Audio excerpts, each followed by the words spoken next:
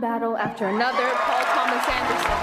৯৮তম অস্কারের রাতটি ছিল পরিচালক পল থমাস অ্যান্ডারসনের।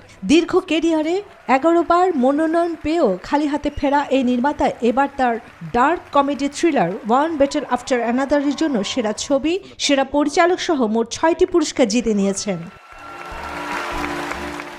অন্যদিকে অস্কারের ১০০ বছরের ইতিহাসে সর্বোচ্চ ১৬টি মনোনয়ন নিয়ে আসা সিনার্স ছবিটি ৪টি পুরস্কার জিতেছে।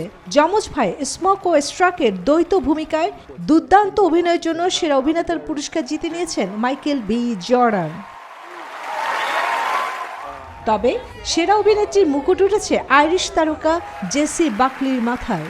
হ্যামলেট ছবিতে মায়ের ভূমিকায় করা অভিনয় দর্শকদের মুগ্ধ করে। অন্যদিকে ৭৫ বছর বয়সী অ্যামি ম্যাডিগন প্রমাণ করেছেন অর্জনের কোনো বয়স নেই। ওয়েব পোস্ট ছবিতে অভিনয়ের জন্য প্রথমবারের মতো অস্কার জিতে নেন তিনি। তবে অনুষ্ঠান জুড়ে নিজেদের হাস্যরস দিয়ে দর্শকদের মাতিয়ে রাখেন সঞ্চালক কোনান ও রায়ান।